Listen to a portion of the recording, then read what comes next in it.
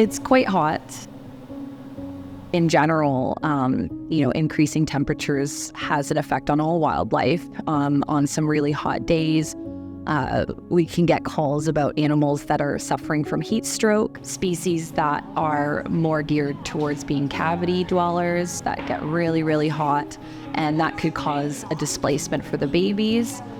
So it does have a tangible effect on our wildlife. Okay, and I'm gonna try and look into tasting a bit better too and stuff,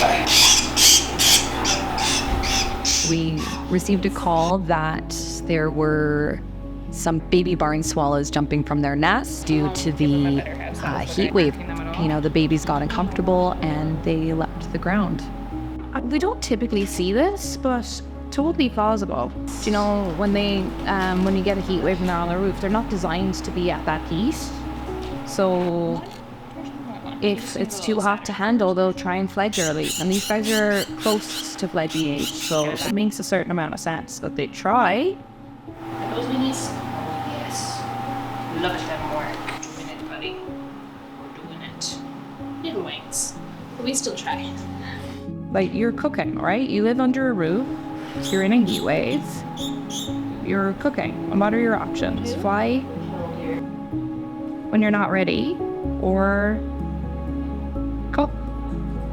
So they're very lucky because there's no bruising or anything like that. So, because they came 15 feet down, right? Them prematurely leaving the nest leaves them at risk for predation. The parents may not be able to find them. Barn swallows usually nest in a colony. Luckily, only 2 nests evacuated. And that's why I was like, well.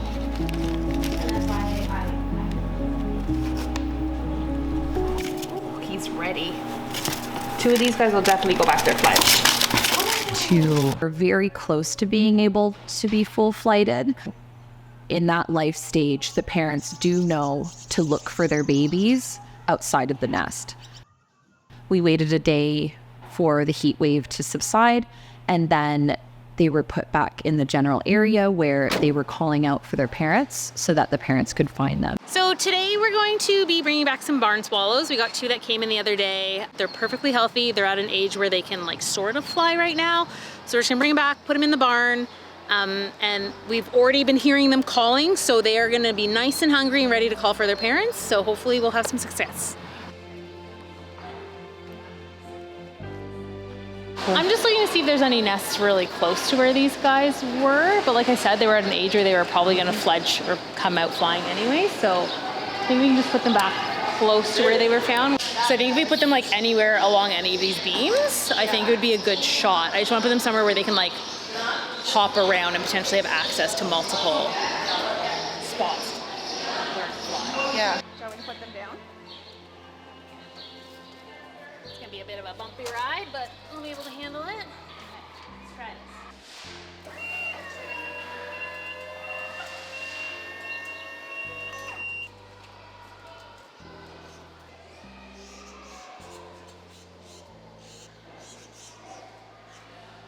Ready to catch them?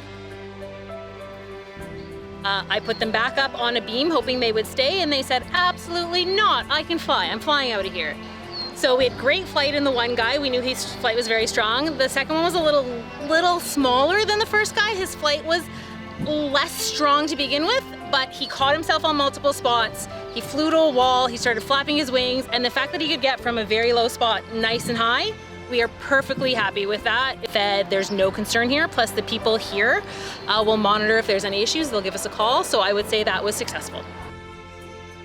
There were 2 others that we did consider nestlings, so much too young to be out of the nest, not close to being able to fly.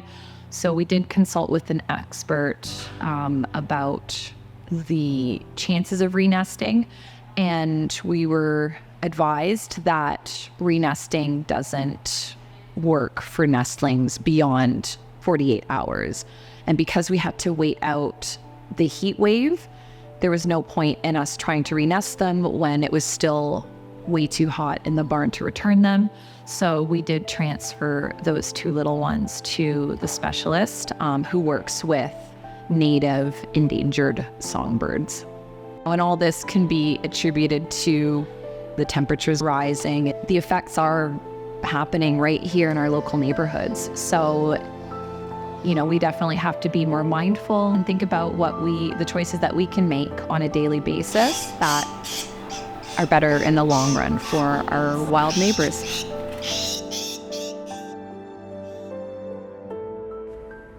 If you like our videos, please subscribe to our channel and make sure you hit the bell to be notified when we share new content. We would also love if you shared this video with a friend.